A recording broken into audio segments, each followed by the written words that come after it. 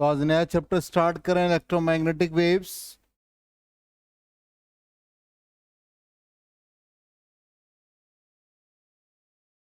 Electromagnetic waves word origin से समझो। Electro plus magnetic, इसका मतलब इलेक्ट्रिक फील्ड और मैग्नेटिक फील्ड दोनों है। और उससे जो वेव का प्रोपेगेशन होता है उसी को हम लोग इलेक्ट्रोमैग्नेटिक वेव्स कहते हैं। कहने का मतलब सिंपली कि जब इलेक्ट्रिक फील्ड और मैग्नेटिक फील्ड म्यूचुअली परपेंडिकुलर हो जाए और वो डायरेक्शन ऑफ प्रोपेगेशन भी परपेंडिकुलर हो जाए तो इलेक्ट्रोमैग्नेटिक वेव्स का प्रोपेगेशन होता है। तो यहां कहता है कि electromagnetic wave is a wave in which electric and magnetic fields are perpendicular to each other and also perpendicular to the direction of propagation of wave। इस टर्म को समझो। मान लो x direction of propagation of wave है और electric field y के along है, magnetic field z axis के along है। इलेक्ट्रिक फील्ड के मैग्नीट्यूड को हम y के अलोंग दिखाएंगे, मैग्नेटिक फील्ड के मैग्नीट्यूड को z के अलोंग या एम्पलीट्यूड को। और ये एम्पलीट्यूड वैरी कर रहा है, ऐसे शो कर रहे हैं। इसी के कॉरस्पॉन्डिंग मैग्नेटिक फील्ड को भी शो कर रहे हैं।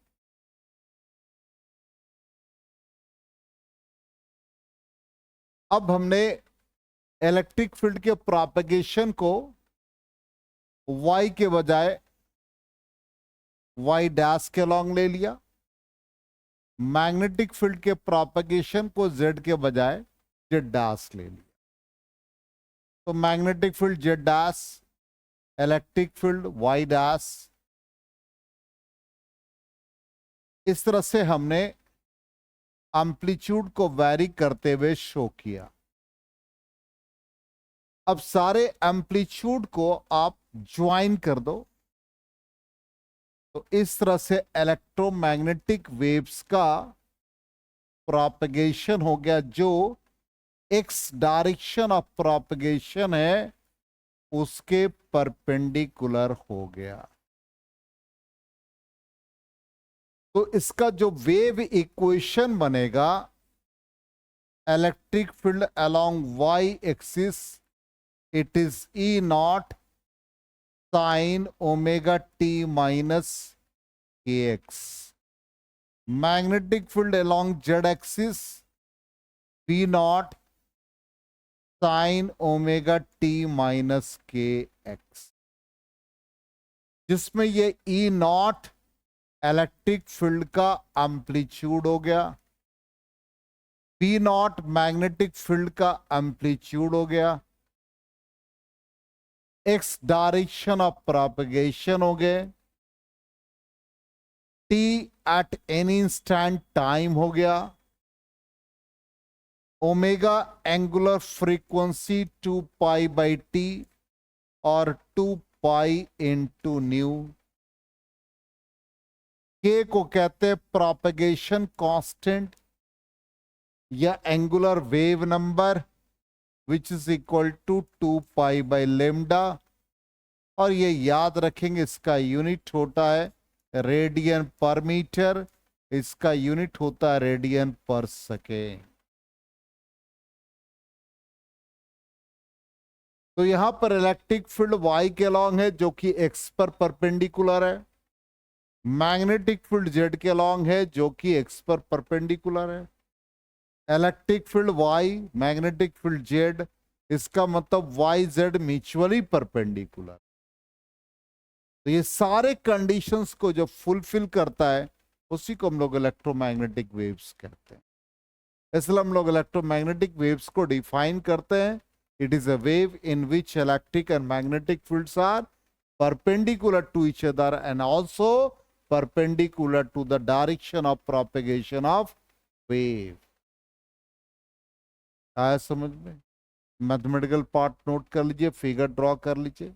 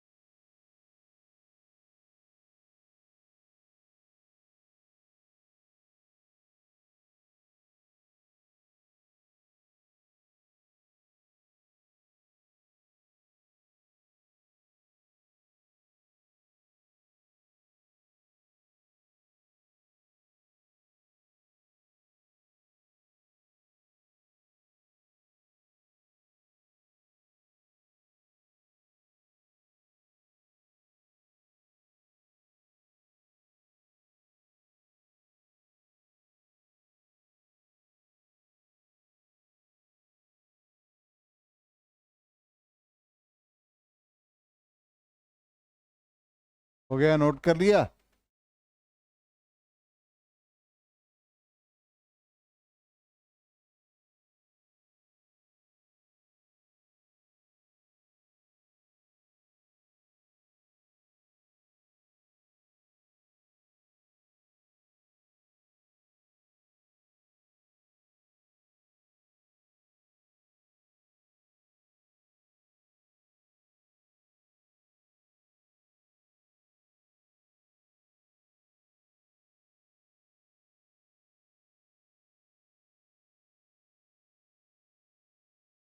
हो गया,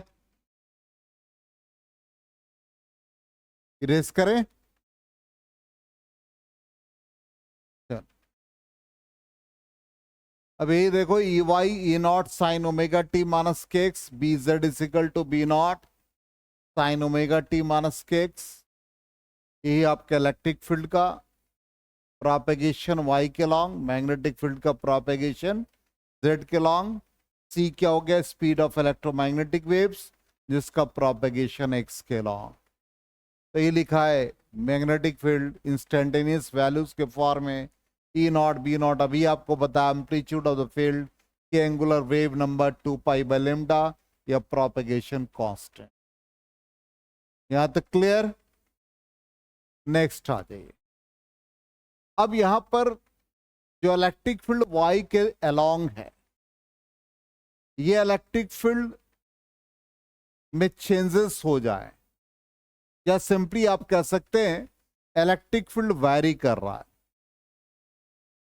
तो वो मैग्नेटिक फील्ड प्रोड्यूस करेगा। मैग्नेटिक फील्ड वैरी कर रहा तो इलेक्ट्रिक फील्ड प्रोड्यूस करेगा। इसका मतलब time varying electric magnetic fields are mutually perpendicular to each other. ये बहुत इंपॉर्टेंट। हमने कहा कि इलेक्ट्रिक फील्ड वैरी करेगा तो मैग्नेटिक फील्ड देगा, मैग्नेटिक फील्ड वैरी करेगा तो इलेक्ट्रिक फील्ड देगा। It means time varying electric and magnetic fields are mutually perpendicular to each other and also perpendicular to the direction of propagation of wave. ठीक, ये सब चीजें दिमाग में रहनी चाहिए कि कौन क्या वेरी कर रहा है। अब यहां पर इलेक्ट्रिक फील्ड रिस्पॉन्सिबल है for optical communication, optical effect of electromagnetic wave, इसलिए हम इसको लाइट वेक्टर कहते हैं। और इलेक्ट्रिक फील्ड का स्ट्रेंथ हम लोग पढ़ेंगे मैग्नेटिक फील्ड के स्ट्रेंथ से ज्यादा, इसलिए हम लोग इलेक्ट्रिक फील्ड वेक्टर को ही रिप्रेजेंट करते हैं नॉर्मली लाइट वेक्टर के फॉर्म। नेक्स्ट पार्ट कहता है इलेक्ट्रिक फील्ड और मैग्नेटिक फील्ड दोनों सेम फेज में, दोनों का एंगल देखो क्या है, sine omega T minus five. E Y is equal to E naught sine omega T minus five, magnetic field B Z is equal to B naught sine omega T minus five. दोनों में कोई phase difference नहीं, इसका मतलब electric field and magnetic field oscillate in phase, दोनों का phase same होगा। Next part, electric field और मैग्नेटिक फील्ड इस तरह से होगा कि उसका जब क्रॉस प्रोडक्ट निकालेंगे तो वो हमेशा रिजल्ट देगा direction of propagation of wave. Electric field का प्रोपेगेशन किधर है? वाई के लॉन्ग। मैग्नेटिक फील्ड का प्रोपेगेशन जेड के लॉन्ग। तो वाई के लिए जे कैप, मैग्नेटिक फील्ड के लिए के कैप, जे क्रॉस के क्या आ गया? आई। यदि आप मैग्नेटिक फील्ड को ले जाओ निगेटिव जेड, मैग्नेटिक फील्ड को भी ले जाओ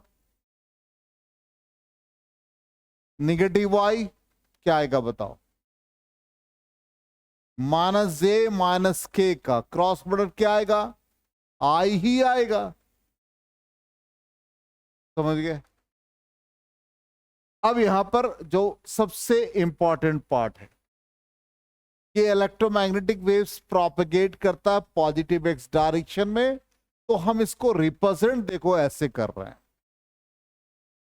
ये हमारा डायरेक्शन ऑफ प्रोपेगेशन है।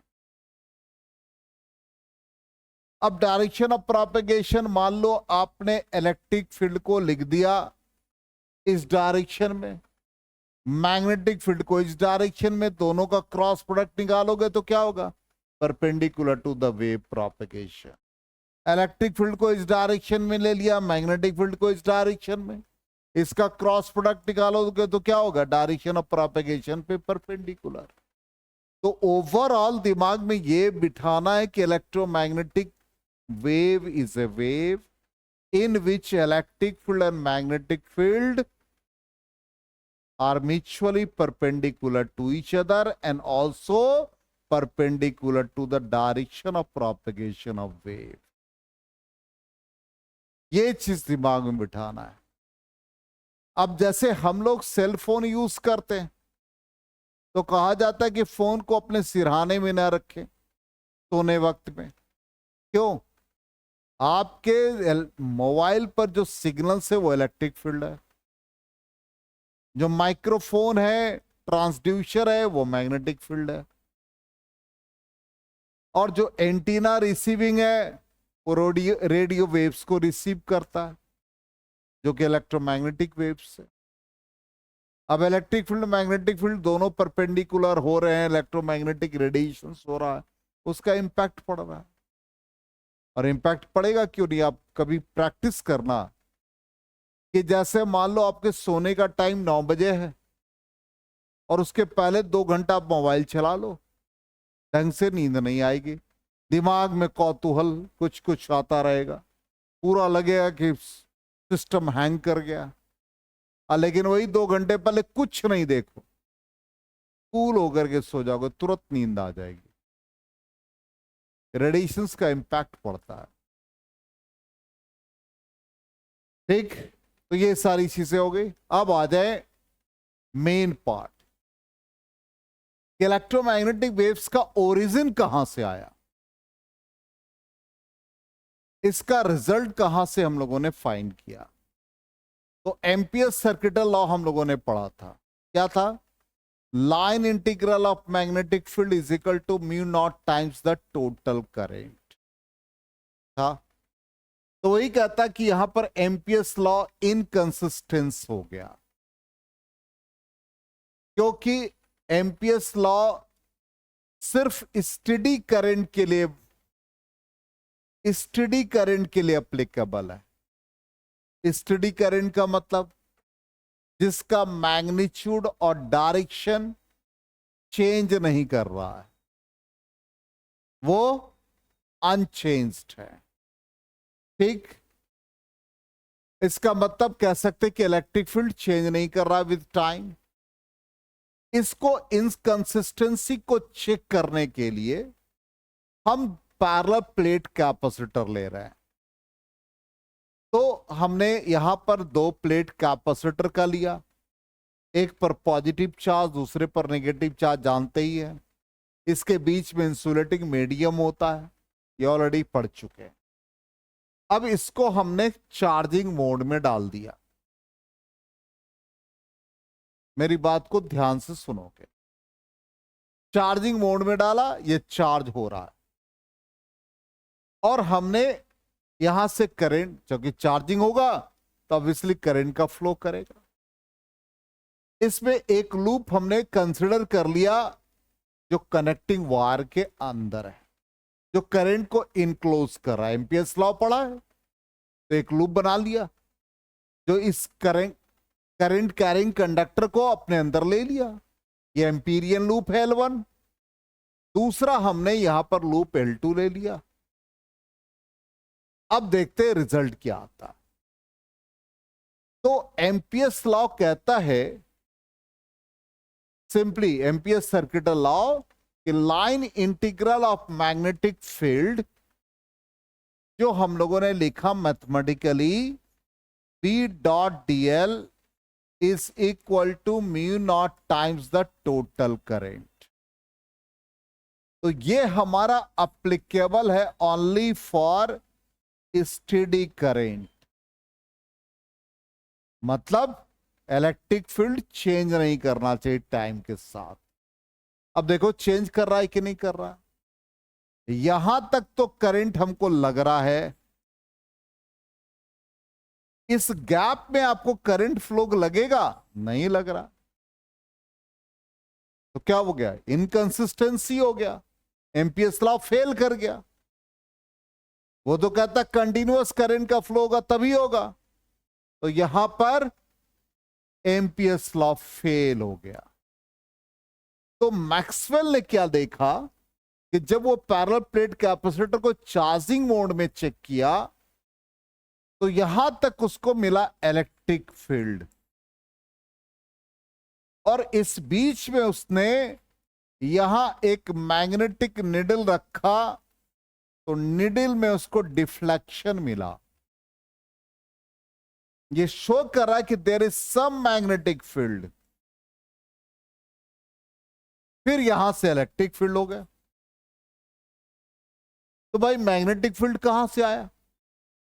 तो उसने देखा कि भाई ये जो यहां से इलेक्ट्रिक फील्ड लाइंस गए तो फ्लक्स में चेंजेस हुआ। कौन? इलेक्ट्रिक फ्लक्स में। और ये जो चेंजिंग इलेक्ट्रिक फ्लक्स है या इलेक्ट्रिक फील्ड के टर्म में हम मान ले तो इसने क्या प्रोड्यूस किया? Magnetic field. फिर उसके बाद मैग्नेटिक फील्ड चेंज किया और क्या दे दिया भाई? Electric field. इसलिए लिखा changing electric field and magnetic field both are perpendicular to each other. इसका मतलब changing electric field gives magnetic field and changing magnetic field gives electric field। ये कंक्लूजन निकला। तो हम इसको कैसे लिखे एम्पियर सर्किट लॉ को? तो इसी का मॉडिफिकेशन उसने किया। उसने कहा कि भाई जहां तक कनेक्टिंग वायर है वहां तक जो करंट का फ्लो है उसका नाम उसने दे दिया कंडक्शन करेंट।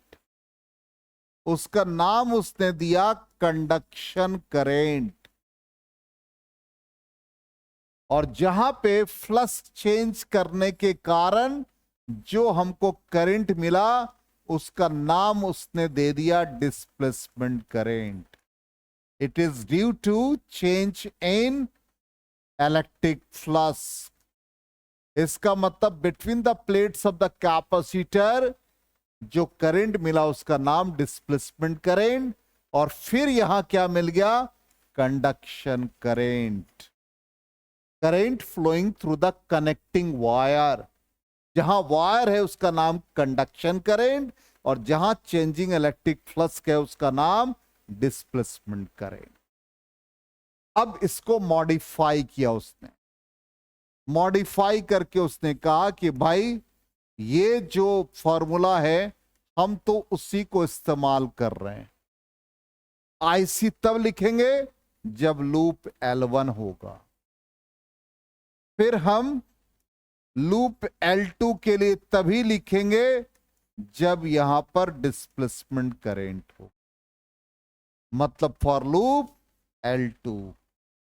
इसका मतलब यदि हम लूप L2 में कंडक्शन करंट लेंगे तो ये 0 आ जाएगा। कौन?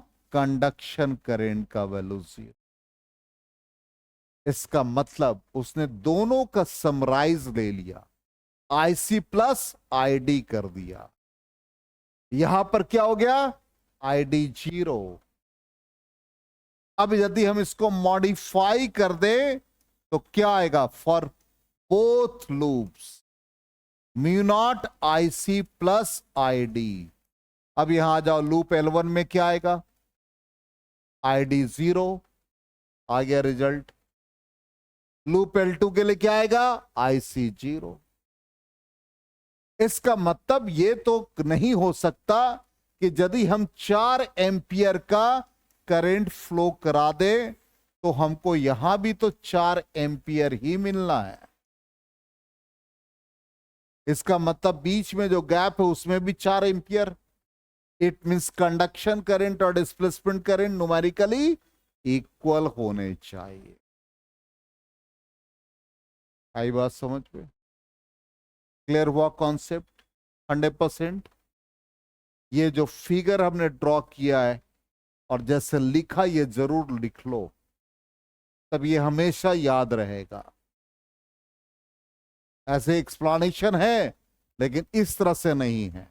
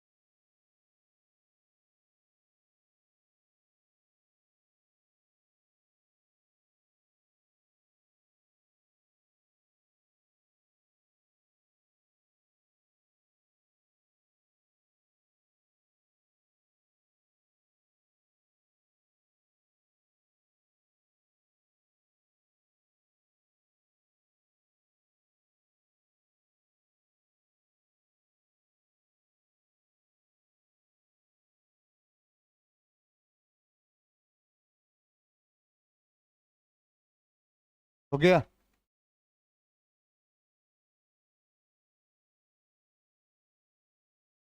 नोट कर लिया?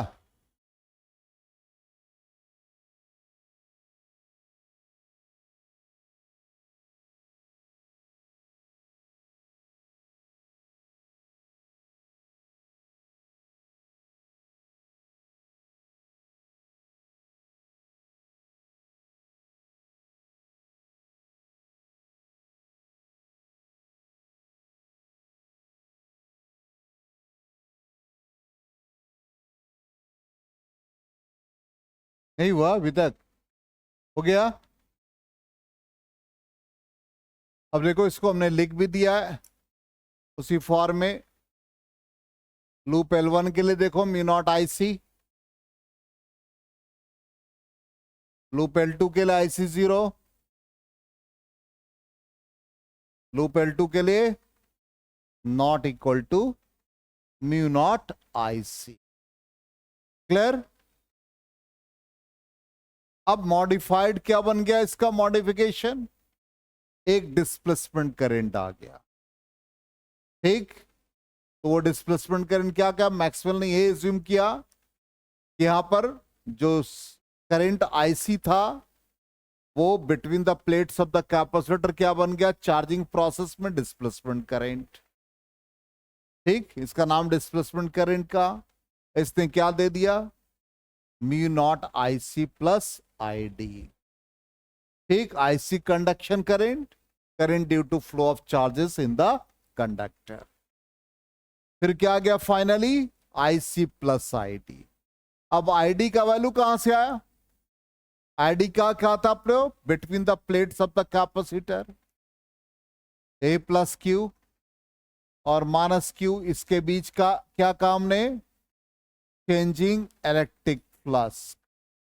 इसका मतलब यहां जो डिस्प्लेसमेंट करंट फॉर्म किया, it is due to change in electric flux. और मीडियम कैसा है? मीडियम इंसुलेटिंग हो सकता है, डाइलेक्ट्रिक, कुछ भी, इसलिए मीडियम के लिए हम लोग एप्सिलॉन नॉट लिख देंगे। ठीक, इसका मतलब डिस्प्लेसमेंट करंट का वैल्यू क्या हो गया? बोलो। डिस्प्लेसमेंट करंट कहां से आया? Due to changing electric field between the plates of the capacitor. इसलिए मॉडिफाइड रूल क्या बन गया? B dot DL is equal to mu naught times IC plus ID, और ID का वैल्यू यहां से सब्स्टिट्यूट कर दिया। आ गया समझ में? 100%। चलिए आगे बढ़ते हैं। तो डिस्प्लेसमेंट करंट का मतलब क्या हुआ? वो कंडक्शन करंट का ही एडिशन है एक तरह से। तो वो कहां से मिला? When ever electric flux changes with time. ठीक।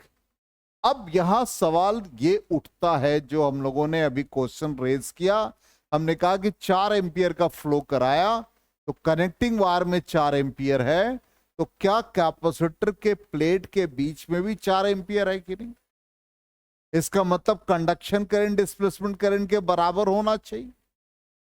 ठीक, यही क्वेश्चन कहता है, is displacement current equal to conduction current. तो डिस्प्लेसमेंट करंट हम लोगों को कहां से मिला भाई? Due to change in electric flux, यही फॉर्मूला है। चलिए देखते हैं। अब कंडक्शन करंट का मतलब क्या हो गया? D Q by D T. क्या ये कंडक्शन करंट का जो वैल्यू है वो डिस्प्लेसमेंट करंट के इक्वल है या नहीं? देखते हैं। इसके बराबर आना चाहिए। चलिए एप्सिलॉन नॉट, प्लस को हम लोग क्या लिखते हैं? Electric field into area. Epsilon naught between the plates of the capacitor electric field का value sigma by epsilon naught. Sigma epsilon naught cancel. Sigma into area क्या कहलाता है? सरफेस चार्ज डेंसिटी आपको पढ़ा रखा है। Sigma is equal to charge upon area, then charge is equal to sigma into area. तो ये क्या बन गया? क्यू। और D Q by D T किसके इक्वल? आई सी के। इसलिए कंडक्शन करेंट डिस्प्लेसमेंट करंट के इक्वल होता है। आगे समझ लो, नोट कर लीजिए इसको।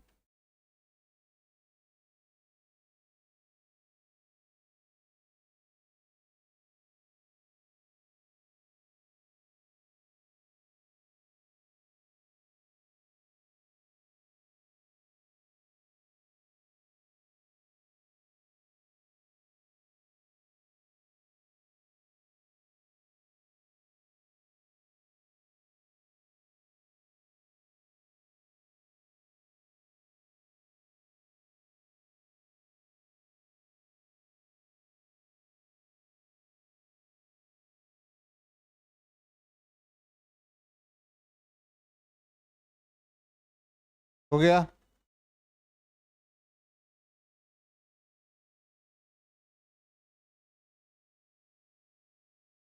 चलिए, तो ये रिजल्ट भी देख लीजिए, यही है आईसी के इक्वल। ठीक। अब आ जाए, मैक्सवेल्स के 4 इक्वेशन बन गए। ध्यान दीजिएगा, जहां जहां फ्लक्स है वो सारा फॉर्मूला इसके साथ बनेंगे। तो कभी कभी क्वेश्चन आ चुका बहुत इजी, राइट मैक्सवेल्स 4 इक्वेशन। 4 में से कोई इक्वेशन दे देगा, क्या मैक्सवेल्स इक्वेशन है कि नहीं। तो पहला हो गया गॉस थ्योरम, जहां जहां फ्लक्स है। तो पहला इसका इक्वेशन बन गया इलेक्ट्रिक फ्लक्स की dot D S is equal to Q by epsilon naught. उसके बाद गॉस लॉ इन मैग्नेटिज्म क्या था? एक पोल कभी भी एग्जिस्ट नहीं करता, इसलिए B dot D S is equal to 0 बन गया second law. Third law, induced EMF, Faraday's law of electromagnetic induction ने पढ़ा था। इंड्यूस्ड ईएमएफ किसके बराबर? बोलो। Minus rate of change of flux. ये फ्लक्स कौन था? Magnetic field. अब ये इसके बराबर कैसे आया? हम लोगों ने पढ़ा है potential is equal to line integral, याद होगा किसके बराबर? इलेक्ट्रिक फील्ड के बराबर पढ़ा था। तो ये हम लोग इसी फॉर्म में इसको इसके बराबर लिख देते हैं। इसलिए यहां पर E dot D L is equal to minus D phi B by D T. यहां से ये आया Faraday's law of electromagnetic induction. इसको ऐसे लिखना चाहिए, ये इंड्यूस ईएमएफ मैग्नीट्यूड के टर्म में और potential negative of line integral of electric field. Potential और ईएमएफ इक्वल, इसलिए ये दोनों E dot D L is equal to minus D phi B by D T. ये थर्ड लॉ बन गए। अब फोर्थ क्या भी सीखा आज, जल्दी बता दो।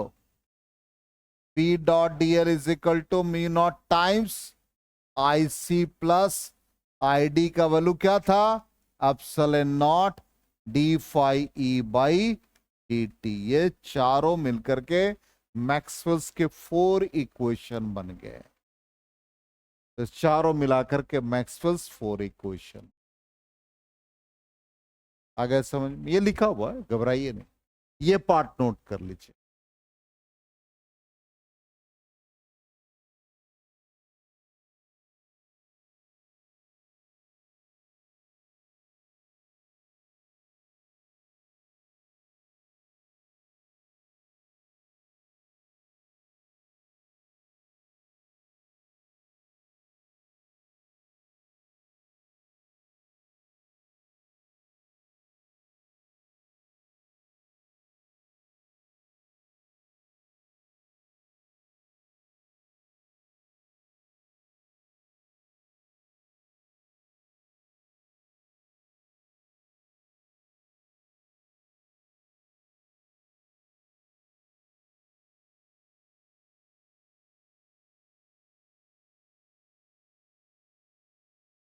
हो गया।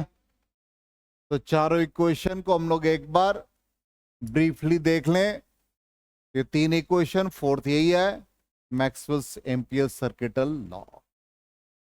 आ गया समझ में, यहां तक कंप्लीट। तो आज यहीं तक, फिर हम लोग कल नेक्स्ट क्लास में सोर्सेस ऑफ इलेक्ट्रोमैग्नेटिक वेव्स और इसका मैथमेटिकल पार्ट